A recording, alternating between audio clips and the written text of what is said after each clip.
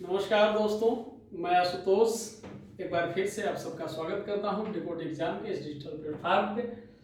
आज हम लोग बात करेंगे प्रायद्वीपीय भारत के पठार भाग 2 में। विषय हमारा यही रहेगा, प्रायद्वीपीय भारत का पठार। क्योंकि इससे पहले भाग 1 में हम लोगों ने प्रायद्वीपीय पठार और इसके वर्गीकरण के विषय में हम लोग समझे थे, और इसके साथ साथ मध्यवर्ती उच्च भूमि के विषय में हम लोग विस्तार से चर्चा किए। और आज हम लोग दक्कन का जो पठार है और उत्तर पूर्व का मेघालय का जो पठार है उस पर हम लोग चर्चा करेंगे। इससे पहले कि हम लोग अपने विषय की शुरुआत करें, मैं ये कहना चाहूँगा कि कुछ ऐसे दोस्त जो पूर्ववर्ती लेक्चर नहीं देखे हैं, वो डिकोड एग्जाम के चैनल पर एक अलग से प्लेलिस्ट बनी है भारत का भूगोल के नाम से। आप वहां जा करके इसके पूर्ववर्ती वीडियो को आप देख सकते हैं, ताकि आपकी समझ को और विस्तृत आयाम मिले, एक व्यापकता मिलेगी। आइए हम लोग शुरू करते हैं भारत का भूगोल में प्रायद्वीपीय भारत का पठार भाग 2। हम लोग पहले ही डिस्कस कर चुके हैं कि दक्कन के पठार का निर्माण कैसे हुआ था। ये जो दक्कन ट्रैप का निर्माण क्रिटेशियस काल में जो लावा का प्रवाह था, ये उस लावा के प्रवाह के दौरान दक्कन के पठार का निर्माण हुआ। और दक्कन के पठार को विभिन्न इसकी विविधताओं के आधार पर कई भागों में विभाजित किया गया है।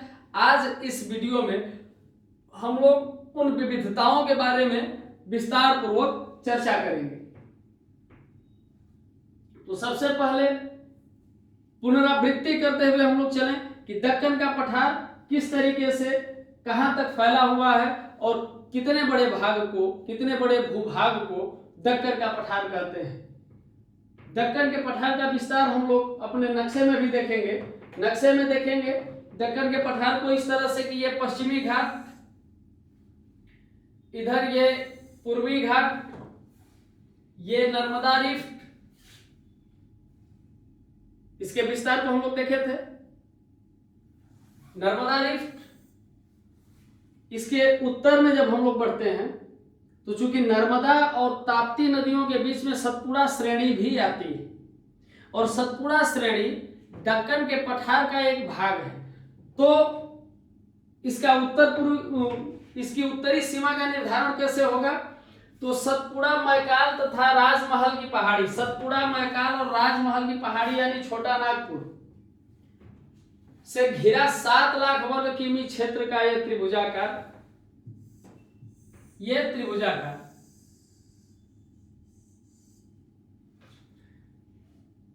इससे पहले हम लोग पूरे प्रायद्वीपीय क्षेत्र की बात किए थे। तो प्रायद्वीपीय क्षेत्र का विस्तार हम लोग देखे थे 16 लाख वर्ग किलोमीटर। अब उस संपूर्ण प्रायद्वीपीय क्षेत्र में जब दक्कन के पठार की हम लोग बात करते हैं, तो दक्कन के पठार का क्षेत्रफल 7 लाख वर्ग किलोमीटर आता है, और इसकी ऊंचाई 500 मीटर से 1000 मीटर है। इसकी औसत ऊंचाई 500 से 1000 मीटर है। इसका विस्तार, इसका फैलाव कहां तक है? तो यह महाराष्ट्र, मध्य प्रदेश, छत्तीसगढ़, उड़ीसा, आंध्र प्रदेश, कर्नाटक तथा तमिलनाडु के राज्यों में विस्तृत है।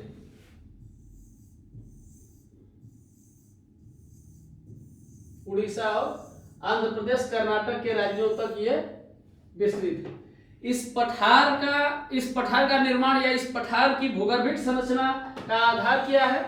तो रवेदार शैलों से, यानी यह प्राचीन रवेदार शैलों से निर्मित है, और इसमें जीवाश्म रहित, जीवाश्म शब्द का प्रयोग हम लोग हिमालय पर्वत में भी किए थे।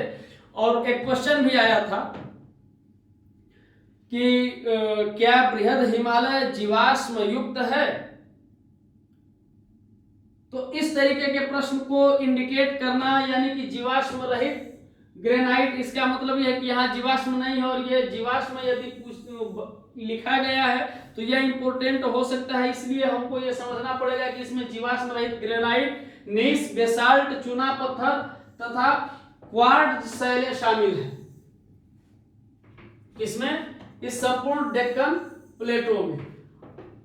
इस डेक्कन प्लेटो के एक संक्षिप्त विवरण के बाद अब हम लोग शुरू करेंगे इसके वर्गीकरण को, कि विभिन्न विविधताओं के आधार पर जो इसका वर्गीकरण हुआ है वो वर्गीकरण का विस्तार कैसे कैसे है।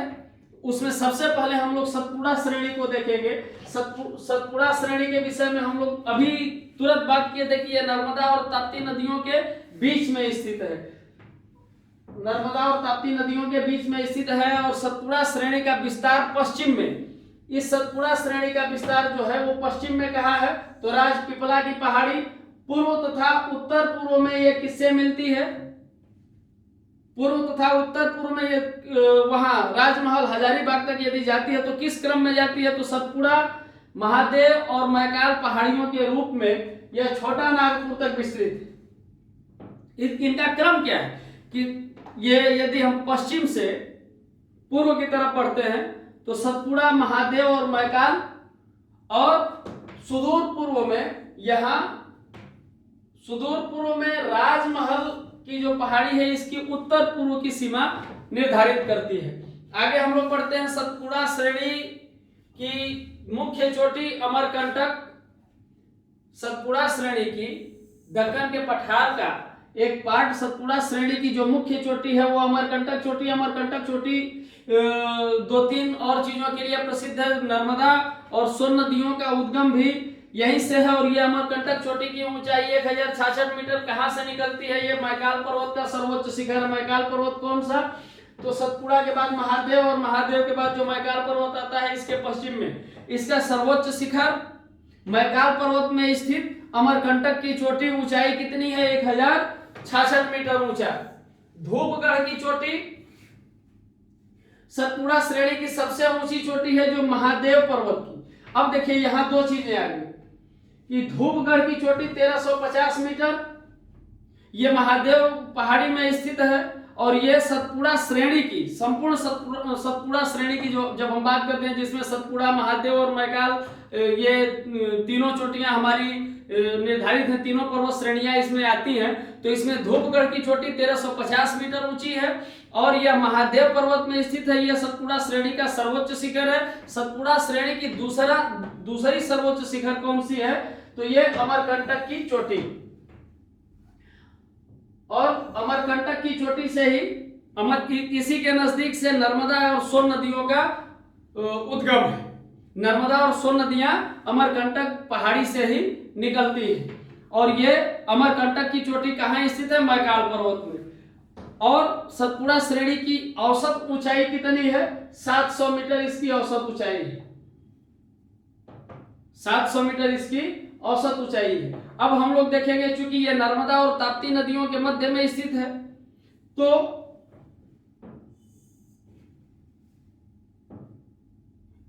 सतपुड़ा के उत्तरी ढाल से नर्मदा अपवाहित होती है और सतपुड़ा के दक्षिणी ढाल से ताप्ती, लेकिन ताप्ती के साथ साथ वेदगंगा, वर्धा भी इसके दक्षिणी ढालों से अपवाहित होती हैं, बहती हैं। आगे हम लोग देखेंगे महाराष्ट्र का पठार। महाराष्ट्र के पठार का विस्तार कहां से कहां तक है? तो महाराष्ट्र के पठार का विस्तार सह्याद्री और कोंकण को छोड़ करके संपूर्ण महाराष्ट्र पर है। इसके अधिकांश भाग का निर्माण दक्कन ट्रैप से विकसित है। और इसमें और क्या क्या मुख्य विशेषता है इसमें?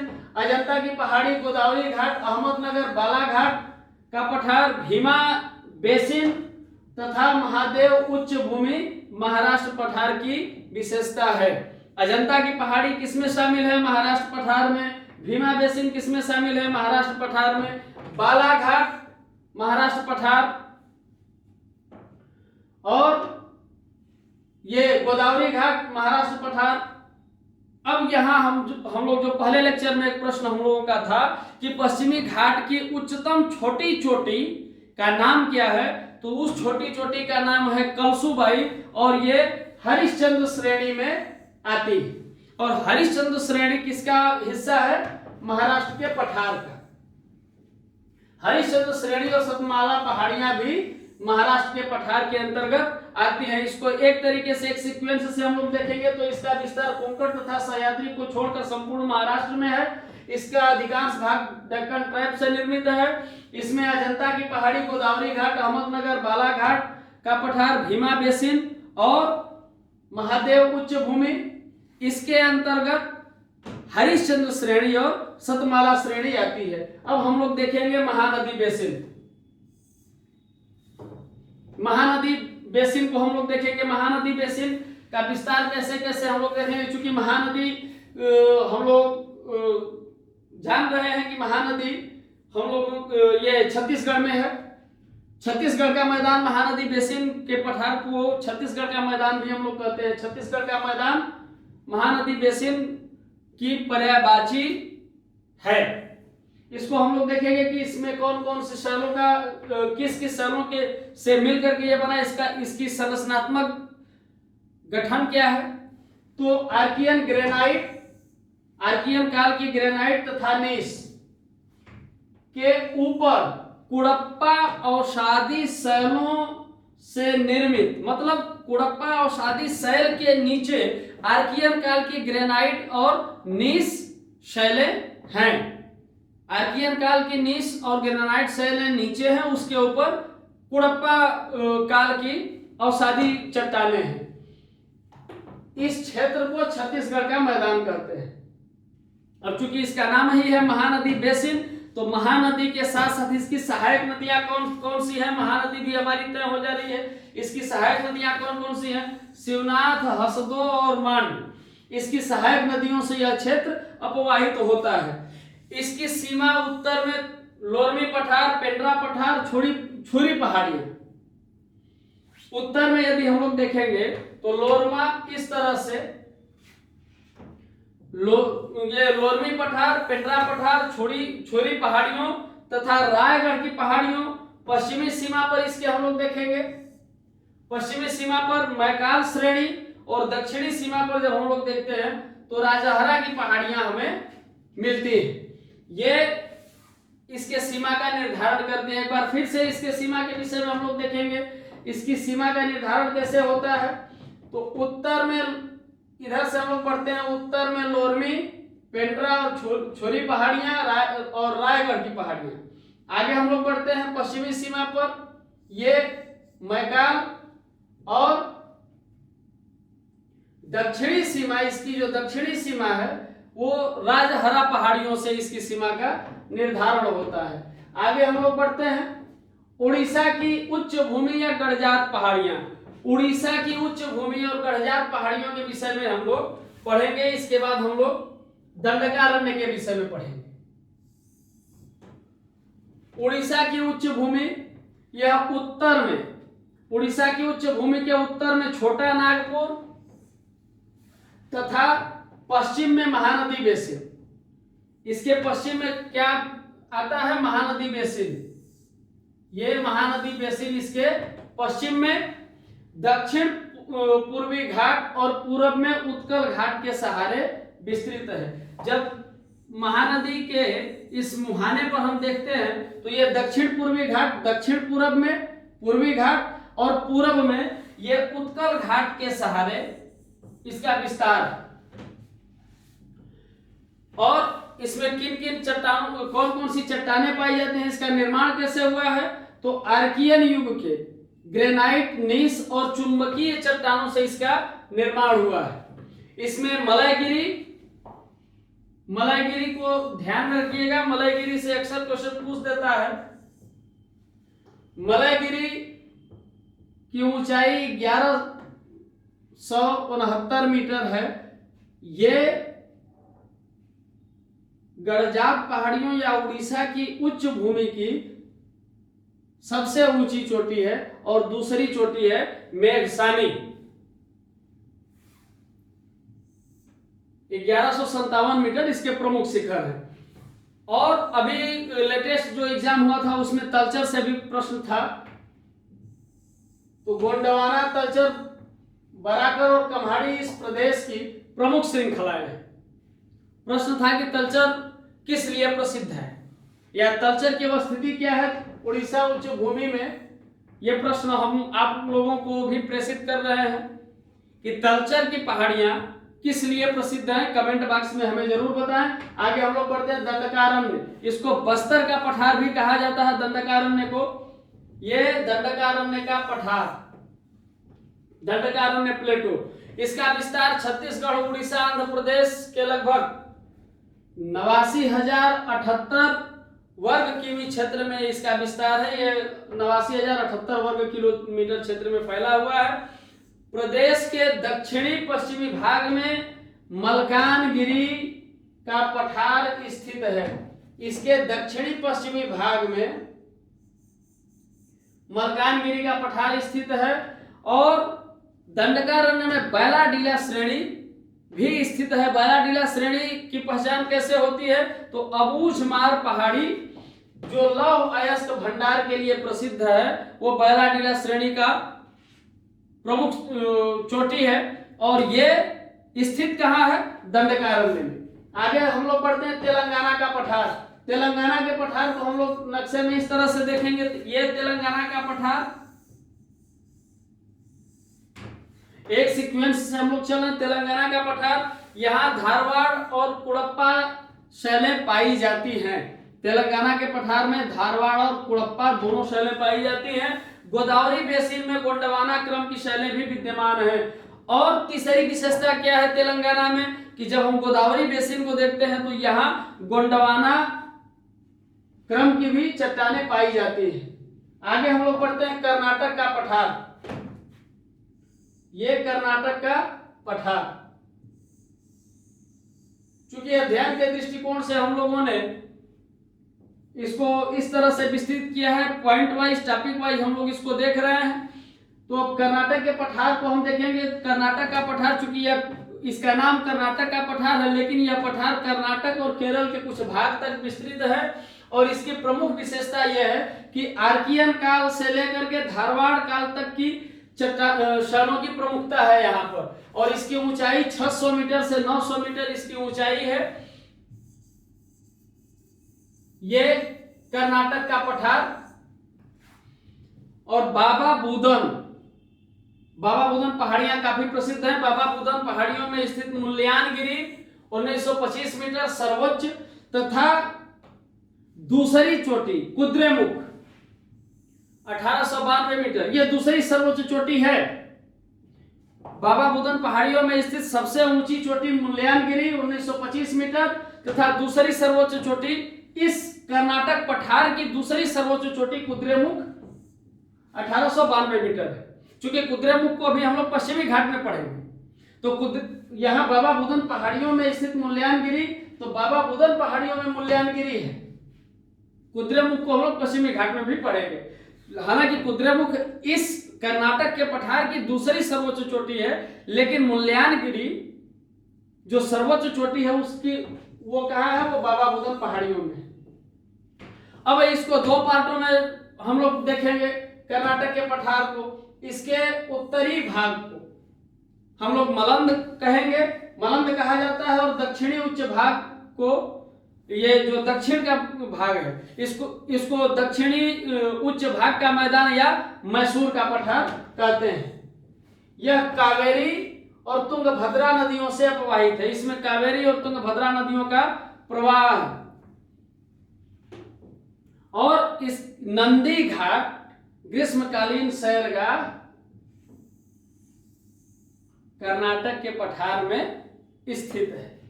आगे हम लोग बढ़ते हैं तमिलनाडु का पठार। तमिलनाडु के पठार का विस्तार कुछ इस तरह से है।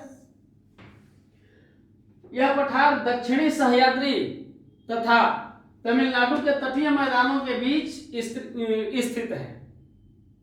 दक्षिणी सह्याद्री और तमिलनाडु के मैदानों के बीच में ये इसकी लोकेशन है।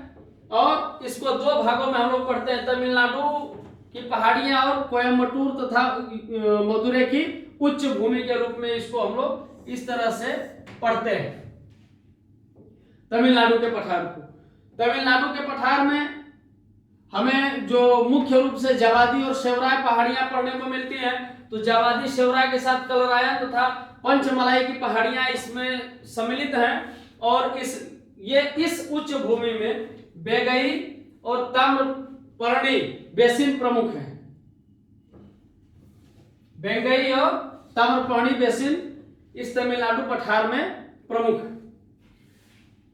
इसके बाद पाल घाट का सुप्रसिद्ध दर्रा, यही है पाल घाट के दर्रे की एक और विशेषता यह है वो कि गायत्री नदी जो पश्चिम वाहिनी है वो पाल घाट के दर्रे से पूर्व से पश्चिम की ओर गायत्री नदी बहती है और ये तमिलनाडु और केरल तट को जोड़ता है। पाल घाट का दर्रा तमिलनाडु और केरल तट को जोड़ता है। और पाल घाट के दर्रे की लोकेशन क्या है? तो पाल घाट के दर्रे की लोकेशन यह है कि ये कोयम्बटूर और अन्नामलाई पहाड़ियों के बीच में स्थित है।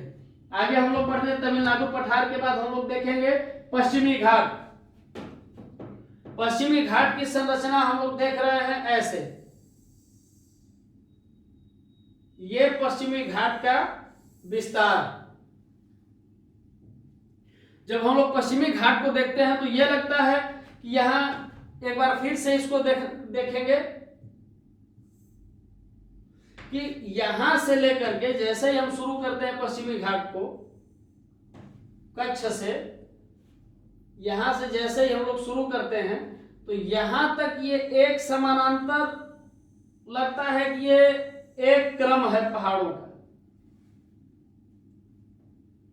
भौगोलिक दृष्टि से इसको देखा जाए तो यह एक इकाई के रूप में हमें मिलती है ऐसे, लेकिन वास्तविक रूप से यह एक इकाई नहीं है, यह एक भ्रंश कगार है। भ्रंश कगार का अर्थ यह हुआ कि इसकी कुछ चोटियां, इसमें से कुछ चीज अलग होकर के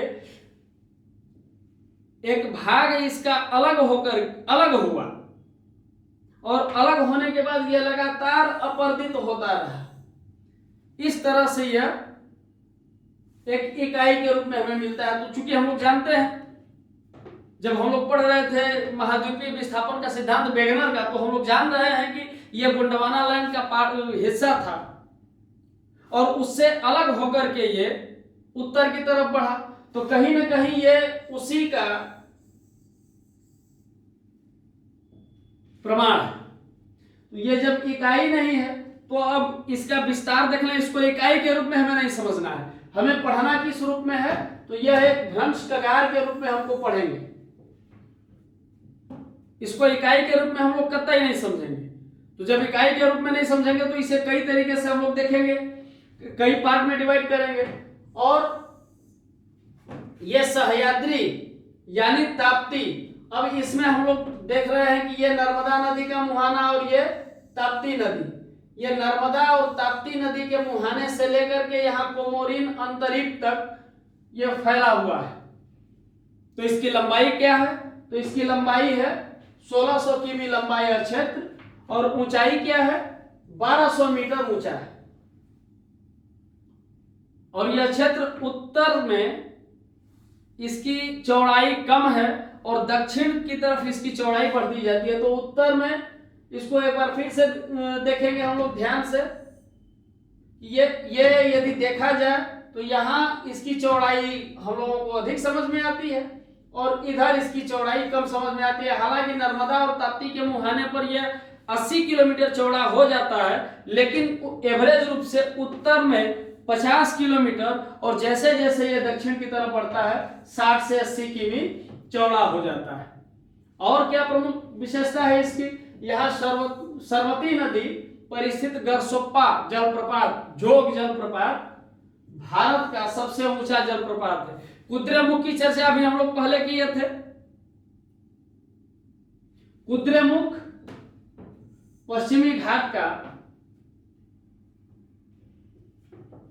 1892 मीटर। पुष्पागिरी, कलसूबाई की चर्चा एक बार और हुई थी हम लोगों की। कलसूबाई, महाबलेश्वर, सलहट, ये पश्चिमी घाट की मुख्य चोटियां हैं। आगे हम लोग बढ़ते हैं। नीलगिरी पर्वत पश्चिमी और पूर्वी घाटों का संगम है। नीलगिरी पर्वत को हम लोग देखेंगे तो नीलगिरी पर्वत पश्चिमी और पूर्वी घाटों का संगम है।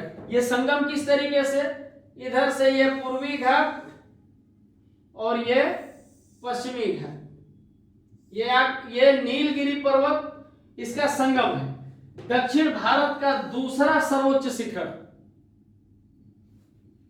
डोड्डा बेटा 2636 मीटर ऊंचा यहीं स्थित है। पार घाट से दक्षिण एक और पर्वत ग्रंथि का निर्माण होता है। इसका मतलब यह है कि नीलगिरी पर्वत ग्रंथि और पाल घाट से दक्षिण, चूंकि यह पाल घाट का दर्रा हम लोग देखे तो पाल घाट से दक्षिण एक और ग्रंथि का निर्माण होता है जिसे हम लोग अनाईमुड़ी पर्वत ग्रंथि कहते हैं। और अन्नामलाई पर्वत श्रेणी का सर्वोच्च शिखर अनाईमुड़ी 2695 मीटर यहीं स्थित। अब इसको हम देखेंगे कि किस तरह से ये पहाड़ियां हैं। तो उत्तर से अन्नामलाई, उत्तर से अन्नामलाई, उत्तर पूर्व से पलनी, दक्षिण से इलायची और करडामम पहाड़ियां, मतलब कि इधर उत्तर से अन्नामलाई, उत्तर पूर्व से पलनी पहाड़ी और दक्षिण से इलायची कार्डामम पहाड़ियों के मिलने से किसका निर्माण होता है, अनाईमुड़ी पर्वत ग्रंथि का निर्माण होता है। कार्डामम पहाड़ियों के दक्षिण नगर कोयल पहाड़ियां स्थित है। कार्डामम पहाड़ियों के दक्षिण नगर कोयल पहाड़ियां स्थित हैं। इसके बाद अब हम लोग देखेंगे पूर्वी घाट के विषय में। पूर्वी घाट के विषय में देखेंगे हम लोग, क्योंकि पश्चिमी घाट को हम लोग देखें तो पूर्वी घाट स्पष्ट रूप से दक्कन के पठार की पूर्वी सीमा का निर्धारण करता है। अब इस पूर्वी घाट के बाद दक्कन की सीमा समाप्त हो जाती है और यहां से तटीय मैदान शुरू हो जाते हैं। एक चीज और, जहां हम लोग पश्चिमी घाट को इस तरीके से देखते हैं, एक इकाई के रूप में ये दिखाई देता है, लेकिन यह पूर्वी घाट हमें कुछ इस तरह से दिखाई देता है, अलग अलग ये कटा फटा एक भ्रंश टाइप का दिखाई देता है। तो ये तो भ्रंश है, ये इकाई नहीं है। लेकिन पूर्वी घाट संरचना के दृष्टिकोण से पश्चिमी घाट से बिल्कुल अलग हो जाता है।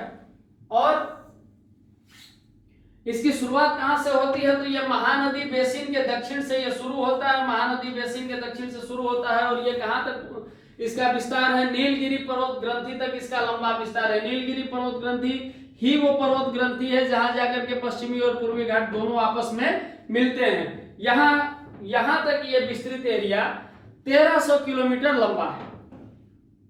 एक बार फिर से इसको हम समझेंगे कि महानदी के दक्षिण, ये महानदी के दक्षिण से शुरू होता है और नीलगिरी पर्वत तक ये एरिया 1300 किलोमीटर चौड़ा और इसकी औसत ऊंचाई 615 मीटर, औसत चौड़ाई उत्तर में 190 किलोमीटर तथा दक्षिण में 75 किमी है। उत्तर में जहां यह चौड़ा है, दक्षिण में यह संकरा होता चला गया है, जबकि पश्चिमी घाट उत्तर में संकरा है और दक्षिण में चौड़ा होता चला जाता है। जैसा अभी हम लोग चर्चा किए कि ये विलगित श्रेणियों का समूह प्रतीत होता है। जैसे ये पश्चिमी घाट एक भ्रंश कगार के रूप में हमें दिखता है, लेकिन यदि हम देखें तो ये इकाई के रूप में दिखता है, लेकिन वास्तव में ये भ्रंश कगार है। लेकिन ये जो पूर्वी घाट है ये विलगित पर्वत श्रेणियों से ही इसका निर्माण हुआ है। और ये पर्वत श्रेणियां कैसे हैं, तो नीलगिरी, पालकोंडा, नल्ला मलाई, जबादी, शेवराय के नाम से ये जानते हैं। ये जो विलगित श्रेणियां हैं इनको हम उत्तर से शुरू कर, ये दक्षिण से उत्तर की तरफ जब हम लोग बढ़ते हैं तो सबसे दक्षिण में नीलगिरी पर्वत ग्रंथि, इसके बाद पालकोंडा, फिर नल्ला मलाई, जबादी और शेवराय के नाम से जानते हैं। पूर्वी घाट की सर्वोच्च चोटी विशाखापट्टनम या अरोया कोंडा। और इसकी ऊंचाई 1680 मीटर। दक्षिणी पहाड़ियों पर सागवान और चंदन के वृक्ष पाए जाते हैं। इसके जो दक्षिणी पहाड़ियां हैं, यहाँ सागवान और चंदन के वृक्ष पाए जाते हैं। और चंदन वन के लिए विख्यात कौन सी चोटी है, कौन सी पहाड़ी है? मेलागिरी पहाड़ी। मेलागिरी पहाड़ी कावेरी और पेन्नार नदियों के बीच में स्थित है। कावेरी नदी के साथ एक चीज और है कि कावेरी नदी पूर्वी घाट को काट कर होजेकल जलप्रपात बनाती है। ये दक्कन का पठार समाप्त हुआ। अब आगे हम लोग पढ़ेंगे मेघालय का पठार। मेघालय का पठार यानी उत्तर पूर्वी पठार। उत्तर पूर्वी पठार जब हम लोग डिवाइड किए इसको अध्ययन के दृष्टिकोण से और इसके उच्चावच लक्षणों के आधार पर, जब भू-आकृतियों का डिवाइडेशन हुआ था, वर्गीकरण हुआ था, तो वर्गीकरण में इसको मध्य उच्चवर्ती भूमि, उत्तर पूर्व का पठार और दक्कन के पठार के नाम से हम लोग देखे। इसमें ये हम लोग पढ़ चुके हैं, ये पढ़ चुके हैं। अब हम लोग इसकी बात करेंगे। तो मेघालय का पठार प्रायद्वीपीय पठार का बहिर्शाही भाग है। अब चूंकि एक प्रश्न ये हो सकता है कि जब ये यहाँ तक विस्तृत है तो फिर ये यहाँ कैसे चला गया, तो ये इसका एक बहिर्शाही बाहरी भाग है। और ये मालदा गैप के द्वारा इससे अलग होता है। ये चूंकि पठार का स्वरूप क्या है, तो समतल पठार है। इसका क्षेत्रफल 35,291 वर्ग किमी और ऊंचाई कितनी है? 610 से 1830 मीटर ऊंचा है। इसमें कौन कौन सी चट्टानें पाई जाती हैं? तो प्री कैम्ब्रियन काल की, पूरा कैम्ब्रियन काल की ग्रेनाइट, नीस, ग्रेनोलाइट आदि शैलों के ऊपर, ये शैलें नीचे हैं, इसके ऊपर टर्शियरी काल की शैल पाई जाती है, जिससे यह पता चलता है कि यह पठार का धरातल बहुजनिक। जब इसमें कई तरीके की चट्टानें पाई जाएंगी, उसके ऊपर कई काल की चट्टानों का निर्माण हुआ रहेगा, तो यह बहुजनिक है। यह पठार बहुजनिक है। और इस पठार के पश्चिमी भाग में, जब इसकी लोकेशन हम लोग यहाँ देख रहे हैं, तो इसका पश्चिमी भाग ये गारो, खासी और जयंतिया, जब इसके और उधर पूर्व और उत्तर की तरफ पड़ते हैं तो मेकिर और रंगमा पहाड़ियां हैं। शिलांग शिखर इस क्षेत्र का सर्वोच्च शिखर है। मेघालय के पठार का सर्वोच्च शिखर शिलांग शिखर है। लेकिन इसके साथ जो अंतिम क्वेश्चन हमारा था, जो हम लोग इसके प्रायद्वीपीय पठार के भाग 1 में दूसरा क्वेश्चन हम लोग डिस्कस किए थे कि गारो पहाड़ी का सर्वोच्च शिखर कौन सा है। तो गारो पहाड़ी हमें आकर के मिल रहा है यहाँ मेघालय पठार में। और गारो पहाड़ी का सर्वोच्च शिखर नाकरेक है। तो यहाँ ध्यान देने की जरूरत है कि गारो पहाड़ी का सर्वोच्च शिखर नाकरेक है, लेकिन मेघालय पठार या शिलांग पठार का सर्वोच्च शिखर शिलांग शिखर। विश्व के सर्वाधिक वर्षा का क्षेत्र मौसिनराम यही स्थित।